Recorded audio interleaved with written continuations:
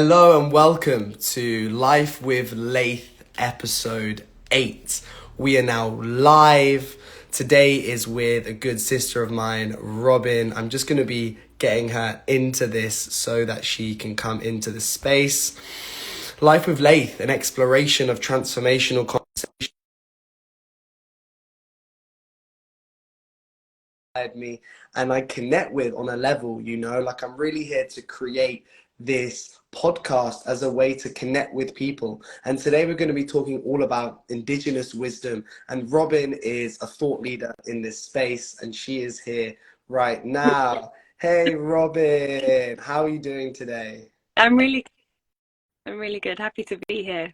It's beautiful to have you here. Thank you so much for taking the time out to arrive, be present, and just be with me for this next kind of 45 minutes or so and journey. So, the question today is, why is Indigenous wisdom important for our future? But before we dive into that, I would love for people listening to this, for people kind of landing, tell us a bit more about yourself, Robyn. Like, who are you, and what brings you here and why do you do this? So let's start there. Who am I? The ever-growing question, who are you? um, you could say that I'm a sacred space facilitator. I'm a bridge keeper. I'm a creator. I create many different things. I also have a history in photography. And the reason that I do a lot of those many things that I do is really because I see so much beauty in the world and I see so much treasure. And I think that some of that can sometimes get lost in the noise, in the busyness, in the overstimulation, and in our modern society. So especially as my role as a bridge keeper, I'm really keen to take the seeds from the ancient world and the ancient and the old ways of living, the more traditional ways of living, and the seeds from the more modern ways of living, and to cross-pollinate, to spread the bees. That's so beautiful. What inspired you to be on this path? This is maybe something you've known for a long time, but I'm really curious as to what inspired you to be this bridge keeper? What was the bridge for you from where you were in maybe a past life many years ago into being the person that you are now? So what was your bridge and what was your inspiration? Yeah, it's interesting. I think inspiration comes in many forms. It's not always a mood board or seeing someone doing that role and thinking, I want to do that. Maybe that happened when I was 6 and I saw someone dance for the first time. I was like, I want to do that.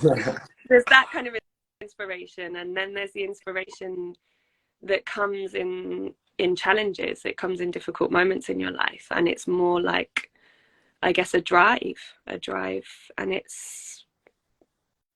for me, it's been those difficult moments in my life where I've needed something else, and I've also known there is something else. There was something always inside of me that, connected with something greater than the everyday life, I guess, that was right in front of me. And I think definitely growing up, seeing in my community and in my family dynamics, how that the everyday life in the modern society wasn't serving, and how it was being maybe suffering or heaviness, and trying to find ways and opportunities to shift that and to communicate that feeling that I knew that there was something else. Even there, I just didn't have the tools or the knowing or the experiences to say there's something else. There's another way. Yeah. So I guess I just went hunting in every way I could and exploring, everywhere, whether it's asking as many questions I can to a taxi driver in India or, it's just investigation. I began investigating, whether it was with my camera, with my mouth, with my heart. The investigation began quite young, I would say. That's so beautiful. No, thank you for sharing that. And it's, sometimes there's that saying around, we don't know what the path. It's hard to connect the dots looking forward, but we can connect the dots looking back. Sometimes we're in a place where we've arrived here and now and we're doing what we're doing, and then we're like, how did we get here? You know, but actually it feels so right, and there's this deep knowing, and so I'm really really interested. Do you feel like there was specific moments and experiences that you've experienced in the last few years or the last decade that kind of allowed you to see yourself clearer? Was there like moments and happenings that just allowed you to be like, okay, no, this is my path. You know, this has come through so strong right now. Because I think many people are trying to not necessarily find that, because it's not something I feel like you can see. You can be a seeker, but has there been moments in your life where that like experience has then become so clear in this is the path that you want to walk? Um, Again, I feel like I've always had a feeling and a level of faith and belief, especially in other people around me. You know, my close family or my friends. There's always been that kind of sense of faith and Mm, deeper connection to something that was giving me that faith, I believe. mm, It's always logical. Sometimes when I speak with or help people, even before I was in service in a more public way, I don't think it comes from my mind. I don't think it comes, I'm not thinking about what I'm sharing, it's coming from somewhere else. So I definitely feel like there's been some kind of connection that I've always had. And gradually, I actually had an Akashic Records reading gifted to me mm, by my friend Gibby, you know, mm, at mm. Christmas. And it's not the kind of thing that I would be like, oh, I'm going to get an Akashic Records reading. I'm Yeah. pretty earth-based practice woman, you know. And in that reading, I just kind of accepted in myself that stepping into service was a necessity, Mm, and that actually I shifted my perspective from being like, who am I to stand in these spaces, and who am I to mm, share these things that I have, or who am I to give someone, you know, my loving care or my opinion or my medicine or my songs or anything like this. And I shifted it to being, who am I to stop that from coming? Who mm, am I to mm, stop this connection mm, and this mm, energy I'm receiving? Because you're stagnating it, you're cutting it off. It's like hoarding loads of money, and like, you know, it's going to make you sick. mm. Receiving energy, and it's supposed to be shared. You need to put that into your community. And I think for me, it was like, you don't need to have perfectionism. You don't need to have these kind of box ticky things. You don't need to do it all at once. Just start walking. Just start following that thread, and just open your door and do it outside of your house. Do it outside of your immediate community. Mm, You know. that's so beautiful. Following the thread, sometimes, you know, walking the path, right? And so, from what I'm hearing, there's been like small continuous affirmations of the thread that you're on and the path that you're walking. And Akashic Records reading is something I've also explored myself and had some pretty crazy, insightful experiences just from like checking in with, like, you know, this idea of past lives and exploring that. And so, but like you said, you know, you're a very earth-based woman, so like bringing it back down to earth and then taking action on that. So what does and how have you, you know, taken action on these downloads that you've received? You know, like what are you doing now as a bridge keeper that has meant that, you know, you've seen these signals, you've got this path in place? What do you do now? Like, how has that then reinforced or inspired the work that you're now doing? And what is that? Mm, yeah, I still don't really know. I'm doing I'm doing exactly what feels most natural Mm, to me, and I'm learning more and more from especially some of the Indigenous women that I've been working with over the past couple mm, of years. I noticed that I was working with a lot of men who are just incredible energies and spirits to like lift you up and give you that kind of like step up to it. And then I was like, hang on a bit, but where's the other sides of me? mm. So definitely in terms of like, I'm going more like nuanced, you know. I'm not gonna like promote my work. Yeah, I'm not like, oh, yeah, this and this. yeah, The yeah. We could nuance do is that. what I'm doing. something that I'm definitely exploring is like that nurturing mother side of me, and that coming into my bridge keeping, because I think I hadn't seen it practiced before until I was working with Ukrainia, who's a Mazatec elder, and then more recently Ines and some of the Shipibo women that are elders, and this kind of like nurturing motherly love, which is medicine, which is, you'll know, there's so much power in a mother's love. And so allowing that to come through. I'm not yet a mother, I'm not a mother at all, but I am a mother in many ways, you know. So allowing that to come through, and it having a place in these healing spaces, and it having a place for me as a bridge keeper. It doesn't all need to be like logical and practical. And so yeah, that's definitely something that I'm exploring, and I'm learning the many different sides of myself and how I can show up for people. And a lot of that is also a mirroring process, you know.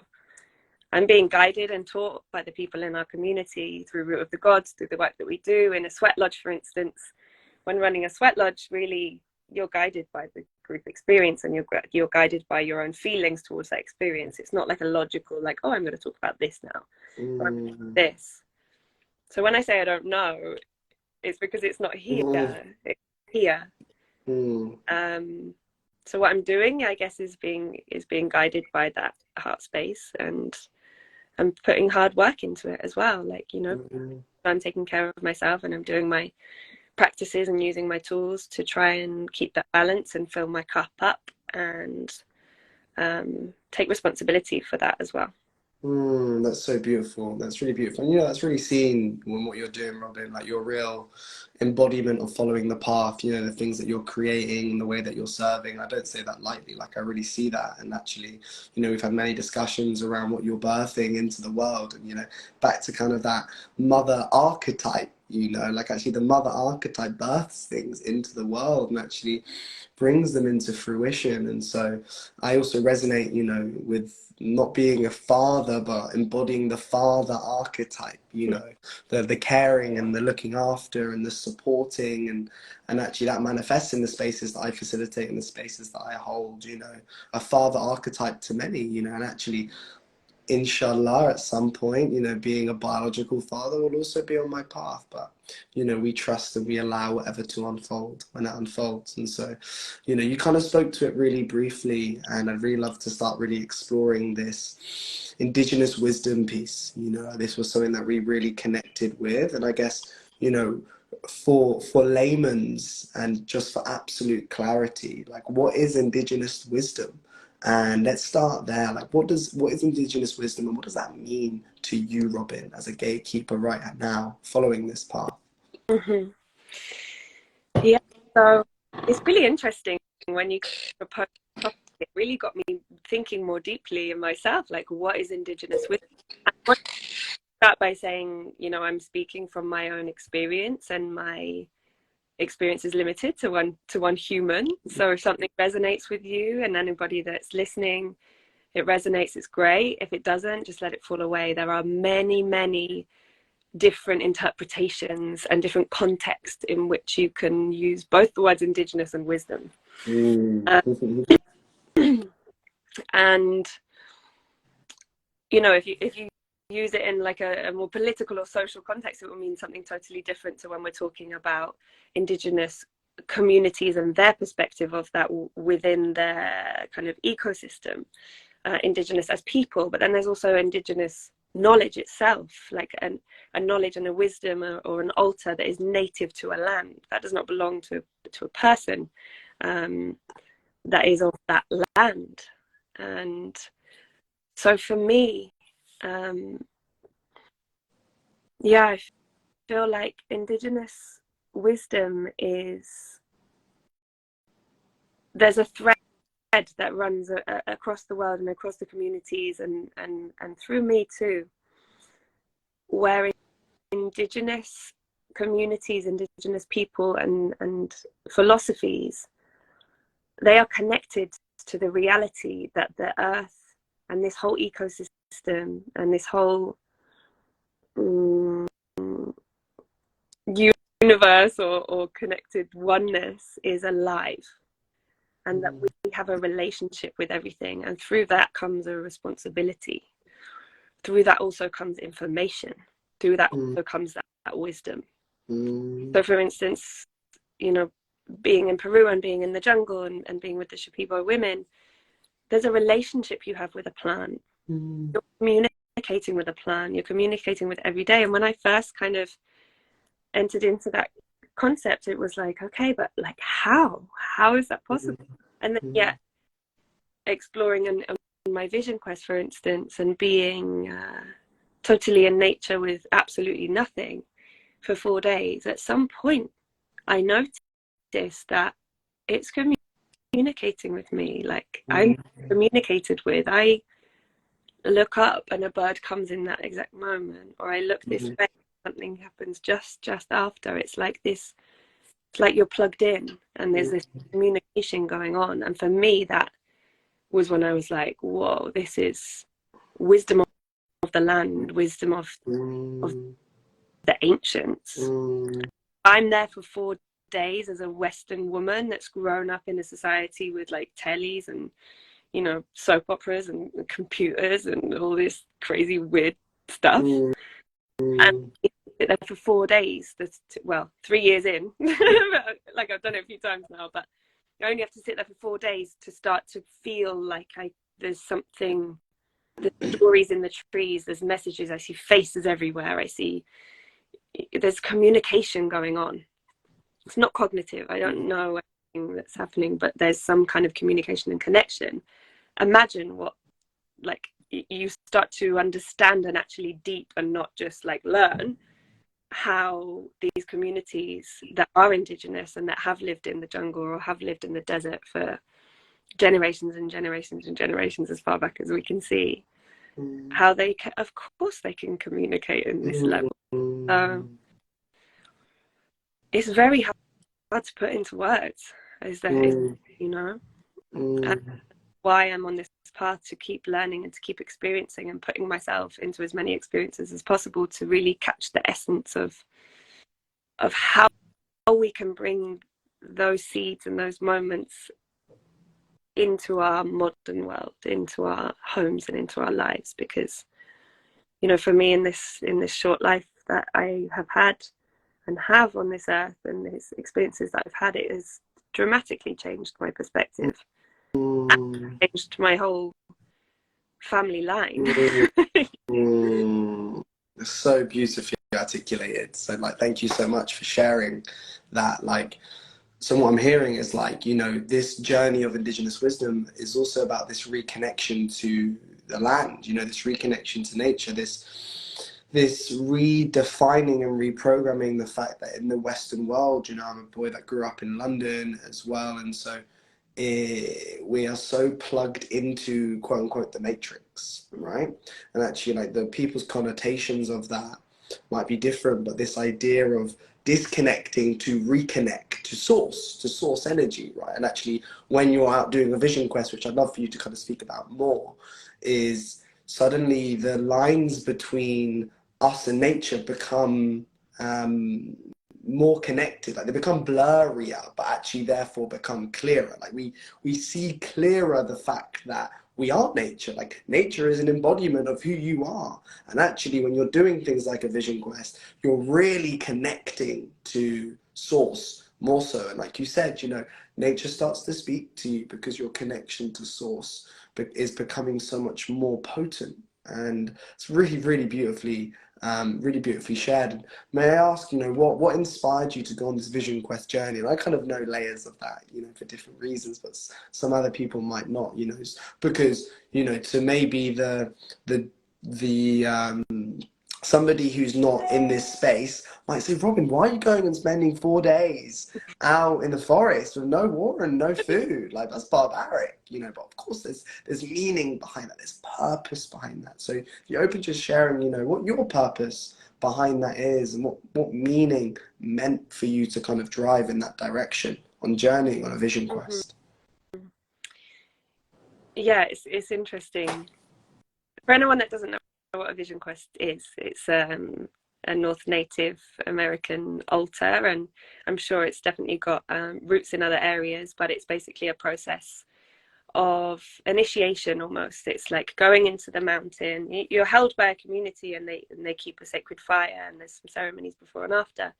But the main part is where you are guided to go into the mountains, or out into the wild, and you choose a space where you feel you can be for 4 days and 4 nights, and you stay there in that one space. You put your prayers around you, which I won't explain too much now because there's the whole thing about it, but layers around your space, which is a couple of meters square, and you stay there for 4 days and 4 nights with no shelter, no tent, no food, and no water. You don't speak, you don't write, you don't make noise, you just be. And yeah, what on earth could make me think that's a great idea? To be honest, it's really cliche. It came to me 3 times. I'm here for it. The first time it was mentioned to me, I felt really defensive. I was basically slagging it off, and I'd never even done it. I didn't even know what it was, but I was like, no. I felt really like fired up and like, no, this is a really important thing that people are doing, and this sounds incredible. The second time I was actually doing a dieta with ayahuasca, and it was in a place that was called Vision Quest, and that also stuck with me. The Doña of the land, the woman that owned the land, she hosted Vision Quest there, and she told me some stories, sang me some songs, and it really just kind of planted a seed in my heart. Then when I met my now partner, Ahau, in some very broken Spanish conversation, I didn't really understand much, but I knew that he was talking about a Vision Quest and something that was a big part of his life. So a couple of days go by after we've met, and I thought, I really want to go and do this Vision Quest, but was a little bit unsure. And I was like, I don't know this guy. I don't want him to get the wrong impression, but I really feel like I need to go and do this Vision Quest. Anyway, so I just texted him and said, where do I need to be and when? I arrived in the community. I didn't understand basically any Spanish. I didn't realize I was in a peyote ceremony until I got past the basket of like jelly. It felt like jelly. I was like, what's this? He said, his brother said, peyote, eat it. I was like, okay. So I didn't know what was going on, but I was led by my heart. I was led by that gut feeling, like, I'm here to do this. I really didn't know what it was. I didn't know what to expect. I knew I had to stay there until they came back and got me. And I'm so glad that I followed that thing. You know, it's brought me a level of safety and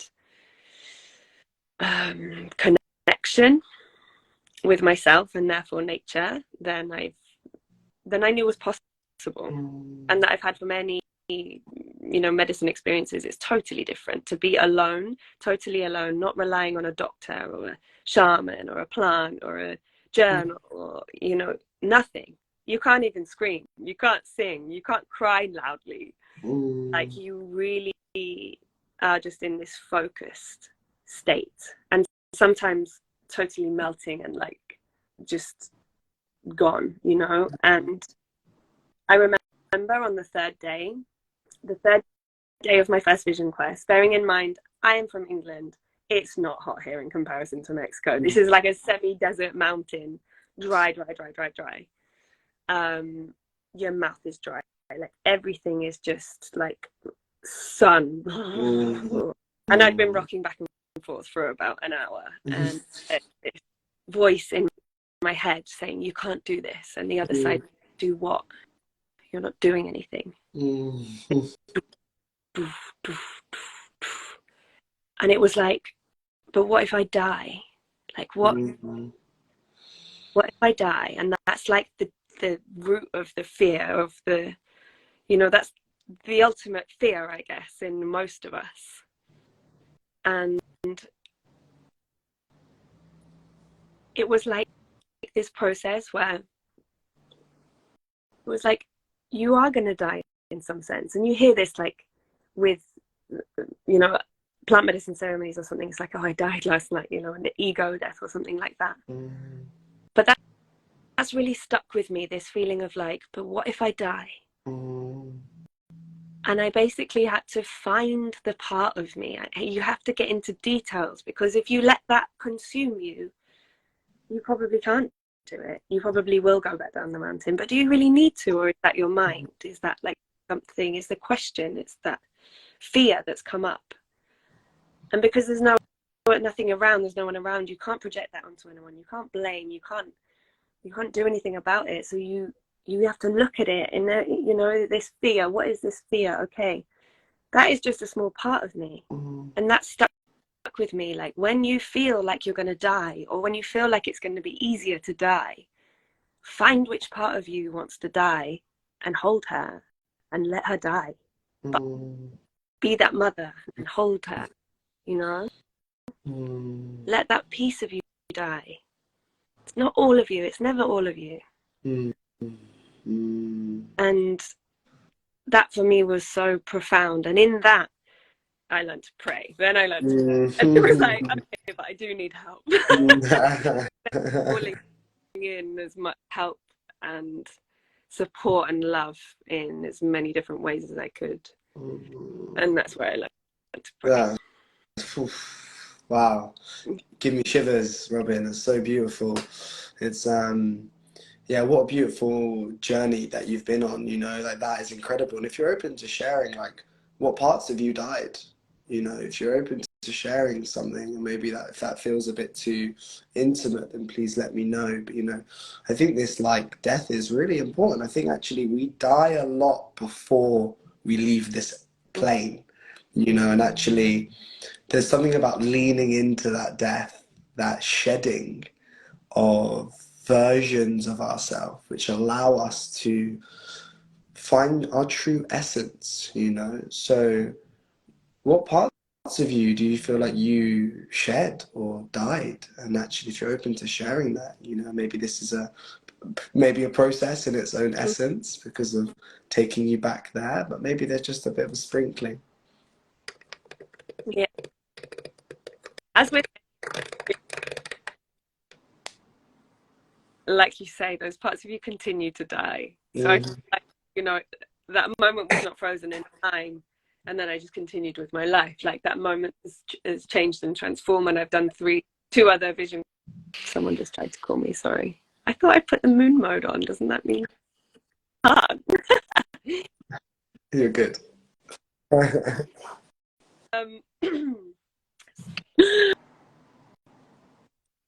Okay. Which parts of me died? A big part of it was this, like, external layer. This external layer that I guess is almost like the house, you know? Most people in the UK grow up in a house that's got walls, that's got a lock on the door, that's got heating, that's got curtains, that's got these things that make us feel like out there is not safe. In here, you need to be inside by the time you're, like, going to sleep, or you need to have a barrier between you and the natural world. And it's like, are we not the ones that are homeless? Like, if we're, like, inside a home and we actually can't sleep at night on the floor of the earth, we're afraid to. Aren't we ripping ourselves from our home, from our roots?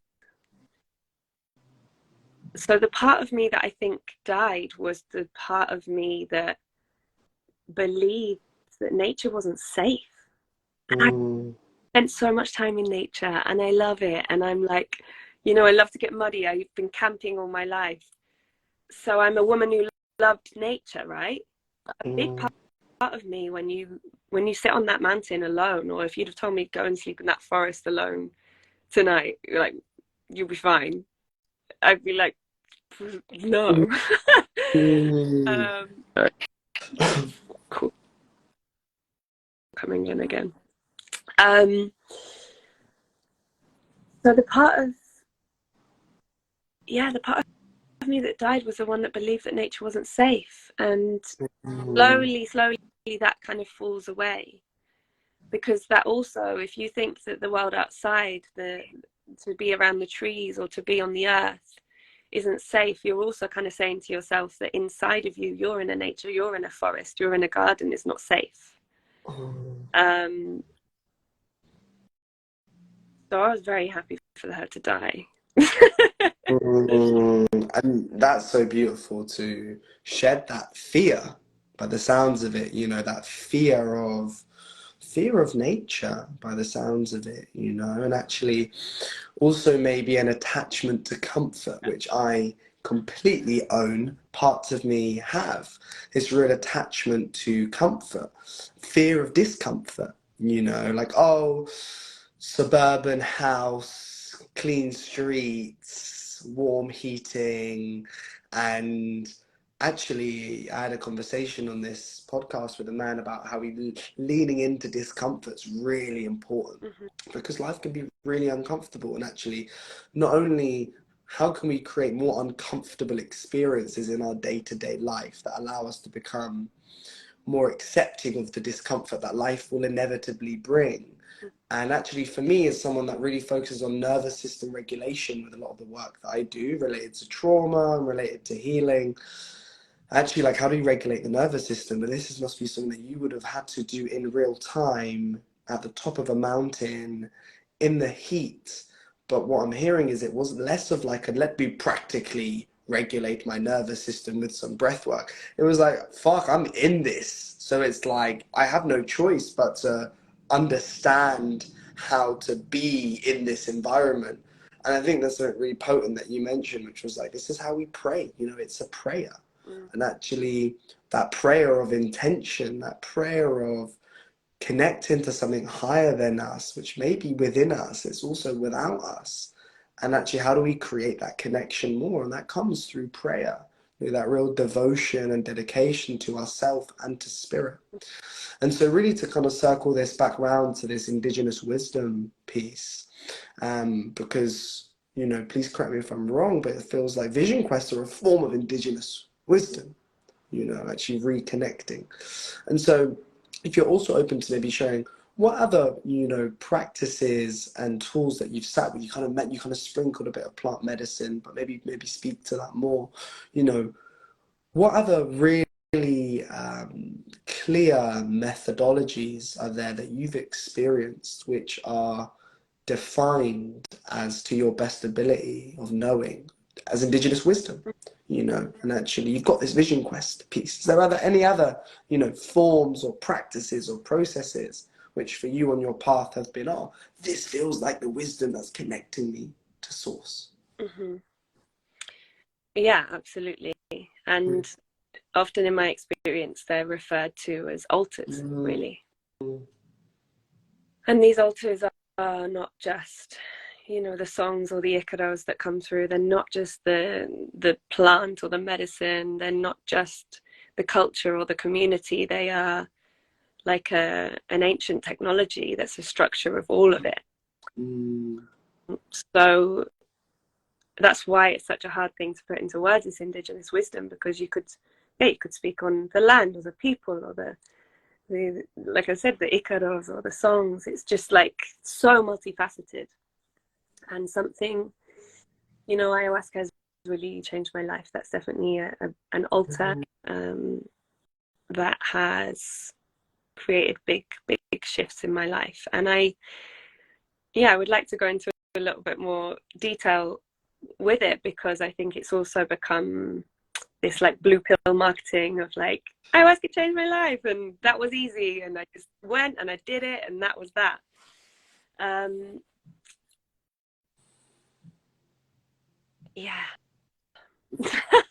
If you're open to speaking to more your ayahuasca, the altar of ayahuasca, if you're open to speaking to that, even if, we will not do it justice in the few minutes that we have to explore it, but because it feels like you said, there's a lot of like ayahuasca retreats in Costa Rica which cost £15,000, and and I really acknowledge the importance of bringing these medicines like back into the forefront of society. for different reasons. But I think we've got to be mindful as well, right? Because if there's one thing humans have got a track record of, it is abusing things, and capitalism abusing sacredness, you know.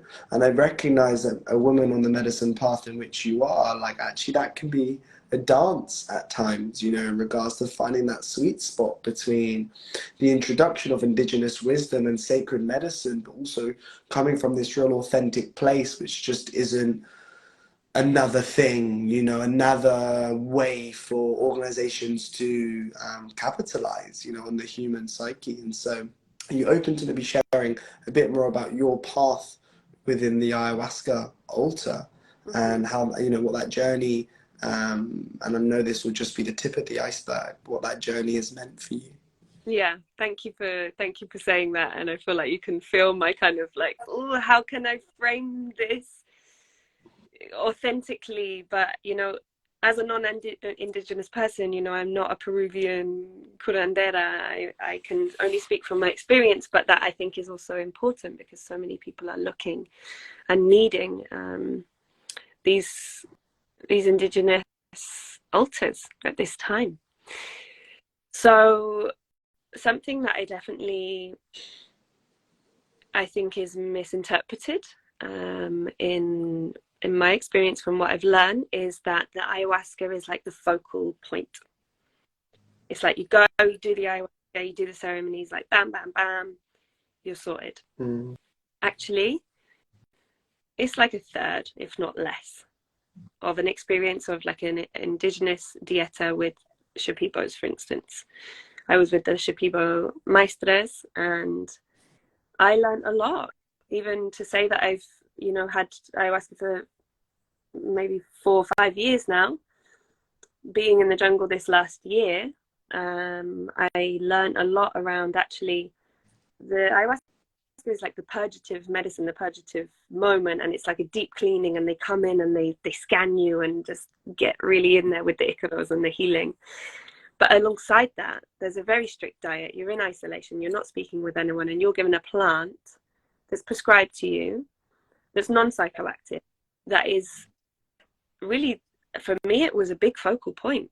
Me and Renekia, we had this, you know, 2-week deep relationship, and we still have that deep relationship in the jungle. When I was there in the jungle, what was in my mind most prominently was Renekia, Renekia, Renekia.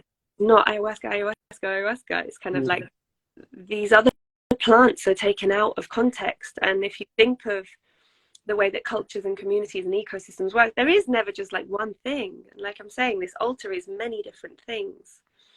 It's the same with the sweat lodge. You can't have the rocks without the fire, and the without the water, without the song, without the drumming, without the structure, without the geometry. Like there's just so much to it. And really what I took away from this recent dieta and this time in the jungle that I'm so blessed to have experienced was like deep, powerful teachings in devotion to your connection to source, to universe, to great spirit, whatever that is, because that is the only thing that is guaranteed in your life. That's the only thing that all of us have and will always have, and that is into source. We focus so much on the other stuff. We get distracted by all the other shit. We think, oh, I need to put some more work into that. And so we stop coming to our altar. We stop coming to that place of devotion, and we forget about that connection that we have. We ourselves from our own connection. We ignore it. And sometimes it's because that is the clearest mirror. That's the hardest place to be. That's the hardest place to see yourself. You cannot blame it on anything else. I said to my friend yesterday, it's funny, we don't come to that place when shit gets hard, that when we actually need to be coming to our altar and doing our practices is the time when we don't do it. He went, yeah, for me, it's also when life's good. When life's good, I forget, because I'm like, what? You know, I don't need to be going there. I don't need to be devoting myself to that connection. I don't need to go there to learn. I don't have anything to learn. When actually, indigenous wisdom lives in our bodies. You know, that like as a movement practitioner, you tap into that body as a tool. And I've had that message so many times. It's like yeah, we might have had our witches burned, our books burned, a lot of our Indigenous altars and structures and wisdom destroyed here on land, but you still have your body. There is Indigenous wisdom in your body. We need to learn how to listen. We need to learn how to sit and deeply listen. Not with our ears. It's not like for this like mind-blowing cinematic experience to come in and some voice to say, this is your purpose. No, it's to sit there and listen to the subtleties every morning or every night, whenever it is for you.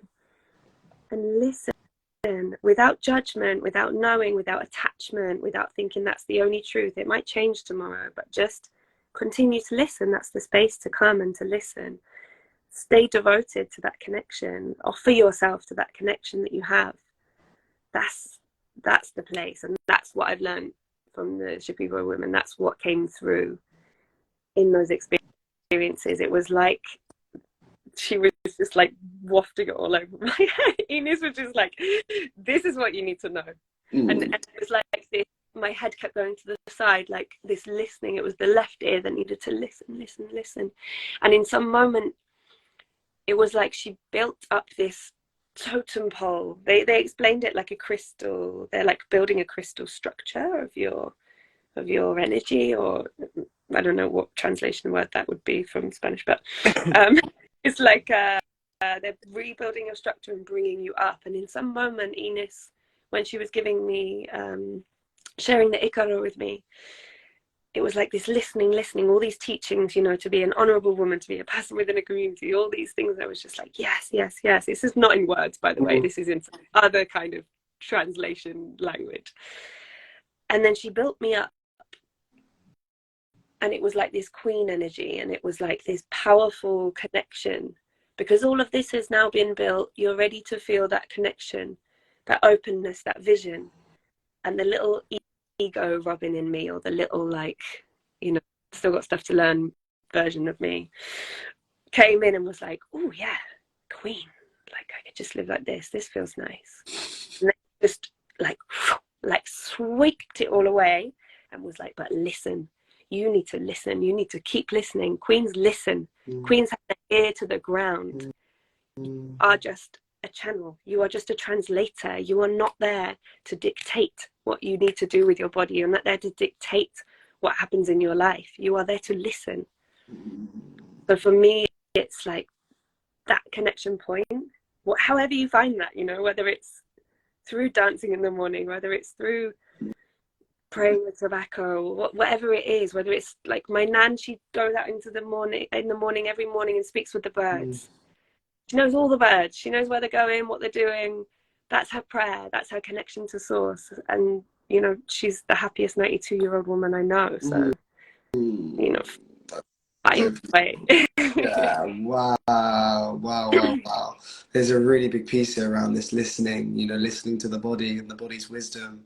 And actually, like, you know, you shared it so clearly. It's like this idea of things being destroyed and burned, and, you know, us being kind of taken out of our source place, but then just listening, you know, this real potent perspective of listening to the body, listening to nature, and acknowledging that the indigenous wisdom in which we all seek is already there, has already been there, and has forever been there, you know. And actually, wherever your soul chose to be born in this life, is like fundamentally there's connection to many things beyond our comprehension from many times ago. And actually, like, this is really potent and powerful way for us to acknowledge why this is important. And maybe we can kind of circle really all the way back round and kind of close this piece on, so Robyn, why is this important for our future? Why is this amazing connection and wisdom, whether it's through the plant medicine and these altars and this connection to source and this exploration through these practices, like, why is it important, Robyn? And why should people give a fuck? Why should people care? You know, why? Do you know what? It's so easy to, again, dictate and to say, there's some things we know in the world. We need to stop using plastic bags. We need to take better care of the environment. We need to stop having junk food, or we need to be better for each other. We need to stop domestic abuse, or we want to stop poverty, or we want to stop homelessness. But telling somebody to make a difference in that, or telling somebody to stop doing that, or dictating again, without them actually feeling that connection as to why that's not the right thing to do, as to why that needs to change, is not a long-lasting solution. We need to take responsibility for our own actions and for our own relationships, our own families, our own earth. And I believe that the only way that we can do that in a sustainable way and in a real way, you know, not just like planting loads of trees and getting good data. It's like, are the local people actually, you know, rooted in that? Do they believe that? Are they going to sustain that? I think they will if they feel a connection to it. If they see those trees as their ancestors. If they watch that river as if it's their own mother, you know. That's the level of connection that we need to actually realistically live in a healthier world, live in an earth that's going to continue to sustain us and feed us. Make the big shifts that are needed ahead of us. We need to feel it, not know it, not just be to do it. And I think that Indigenous wisdom and that connection to source and to essence and to life is the way to make it real. Wow. Powerful words there, Robyn. Powerful words there. Damn, it's like, it's you know, the answer to the question is like, it's non-negotiable for healthy humans to understand Indigenous wisdom. For anyone who's looking to connect to their heart space, you know, care for the planet, care for this world. You know, we know this place will be here far longer and far more time than we will be here. But actually, how holistically do we live this life, and how connected do we live this life is defined in this moment from what we've shared around how connected are we to Indigenous wisdom? You know, how willing are we to listen to nature, listen to our bodies, and how can we not only listen and, like you say, learn, because that's sometimes that's in the mind, right? Like, how do we like embody this change and actually, like, you know, walk the talk per se, you know, instead of just being like, oh, I'm just going to talk about this thing and this is going to be really cool, and then go back to my, you know, go back to my way of living, and actually there's this disconnect. You know, it's not about going and doing ayahuasca in the rainforest and then coming back and living the exact same life. You know, have you embodied the knowledge and wisdom there? You know, and actually finding these ways, and why it's important is because it feels like it's non-negotiable, like it's vital for humans to become more connected to not only ourselves but to each other, is to really understand Indigenous wisdom. And this has been really inspiring for me, because it's an area of life in which I'm yet to dive into, you know, like holding ceremonial spaces for brothers and creating these men's spaces. We bring through prayer, we bring through this work, and there's a lot of elders that I sit with who are in this work who constantly remind me the importance of that journey from the head to the heart being the longest journey, you know. Actually, so the longest journey you will ever journey is the journey from the head to the heart, 17 centimeters on average, and it can take a whole lifetime, you know. And sometimes we need to go far to see what's already here. We need to go and sit in the mountain for 4 days without food and water to remember that it was always there. You know, we need to go sit in ceremonies in the rainforest to remember that it was always there. But we need that, you know, and actually acknowledging that journey of remembrance and reconnection and reverence in our relationship to ourselves and humanity. I And so, think, especially for British people, because we please. are such perfectionists, and a lot of people ask me, like, how do I do prayer? Like how does that work? How do I connect to Indigenous wisdom? You know, how can people actually start? In your own way. There are no rules. There are no restraints. There is no right or wrong. We are not living in this polarity that we've been sold, you know. So you might do it, you might feel that connection, and you might come back to your life and you feel like, oh, that connection's gone. That's okay.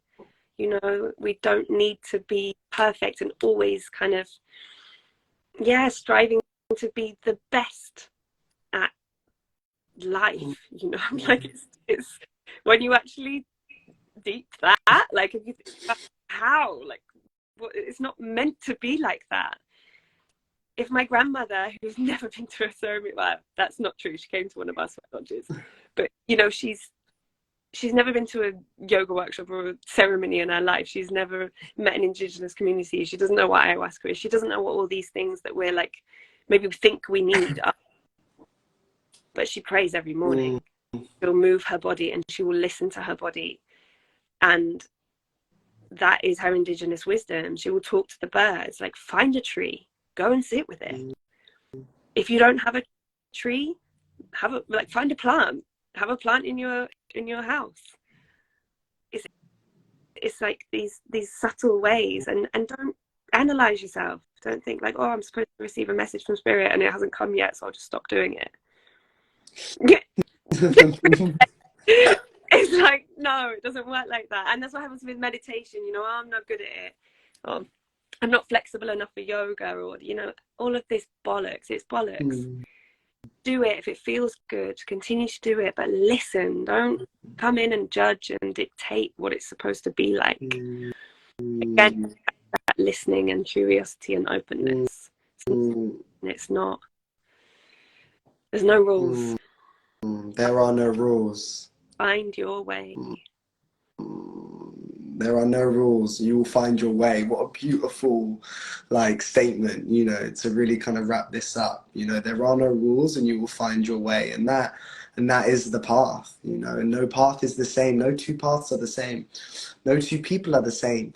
And to compare each other would, as one of my sisters says, is like you end up in a comparison hangover, which is where you end up thinking that you're less than someone else or less than, because you're not doing all these things. But actually, from what you've shared, we can start right now in this moment, you know, in every breath. You know, my father sometimes shares with me, he's like, with every breath is a new opportunity to live. He's like, every breath we live, every breath we die. And actually, in that stillness between each breath, you know, that's the magic, and that can happen right here, you know, right now. And so, yeah, Robyn, I'm acknowledging that this conversation can continue to keep going, and actually there's an invitation for maybe in the not so distant future to continue this, and really, but in honor of our time and this container that we've created. Yeah, really just want to share deep gratitude for you showing up in your power and bringing through these ancestral codes, and really just framing it so beautifully, and as well, you know, in that last piece you shared, giving very practical steps. You know, sometimes the greatest medicine could just be going on, sitting on a park bench and staring at a tree, listening to the birds, listening to our voice, our breath. And so that's where medicine is, and actually that the Indigenous wisdom exists within us, and that's something that we can all really connect to right here, right now. So Robyn, just before we close this off, I would love for you to do a bit of self-promo here, you know, as an opportunity. And maybe you don't feel aligned to do that, but maybe if there's something you'd like to share right now in this moment, what's alive in you, you know, what's coming up, how can people connect with you and your work, please feel free to have the space to share. I get a jingle. Jing jing.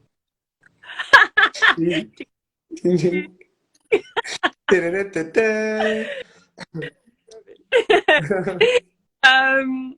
So as you know, probably know or might not know, that we have a project called Root of the Gods, myself and my partner. And this summer, really, we're going to be at some festivals, and we're going to be doing some workshops. We're going to be at Medicine Festival, at Love Jam, going to be at Sober Yoga Festival. And aside from that, we're going to be doing as many accessible day workshops and day retreats as possible. We're going to be about. So if you see us, if you're close to us, if you feel like you want to come to something, or if you see us at festivals or anything, just come and say hi if you feel it. Like, we love a hug. We love a good hug. And yeah, we're doing an Awaken the Elements retreat, which is at the end of June, and a Fire and Ice retreat, which is in September, which is with Emma the Alchemist, which is the Awaken the Elements, and Steph Magenta, who's an incredible breathwork practitioner, in September. So we're pretty busy over the summer, lots of exciting things, and we're learning, we're growing, we're cultivating that community, and we really do see the people that we are around and blessed enough to be in service of as family, as community. So yeah, come join, come play, come hang out. That's so beautiful. You continue to inspire me. You know, you're an embodiment of the path, and that's really beautiful to see. You know, you're bringing your medicine through. And actually, just to share as well, so Robyn, you do know this, maybe you don't, but you know, the first ever sweat lodge I sat in was with you. You know, and actually, it was that weekend you were part of a medicine ceremony over in Glastonbury, and it was the ceremony in where I acknowledged that I needed to let go and shed a lot and follow my path. And actually, it was one of the most transformational, affirmative weekends of my life. And that was 2021 October. And I would say that the reason I'm on my path, one of the reasons that I'm so all in with what I'm doing now was from that experience. So I just wanted to share that with you and say thank you, because I know what it feels like to be on the path and not necessarily know if what we're doing is like hitting the spot, or like, you know, are we doing the right thing?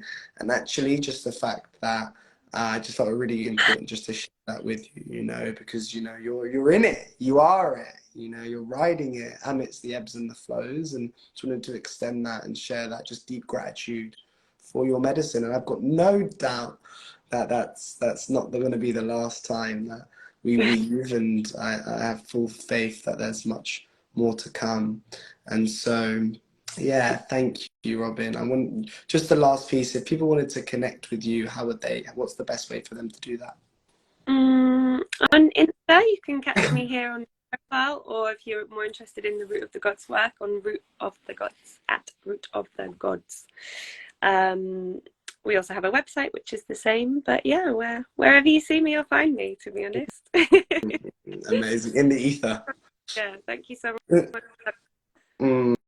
Robyn, it's been an absolute pleasure. Just to close us off, that was Life with Laith episode 8 with Robyn. It's been a beautiful journey. This will be live on Spotify, Apple Podcast, and YouTube in the not so distant future, so people can tune in and drop in. And again, if you've enjoyed this talk, just let us know. It's beautiful to hear from this community that we are growing. So much love to you, Robyn. Thank you so much for coming. Thank you, and thank you for everyone that's listening. Till next time. Bye for now. Bye.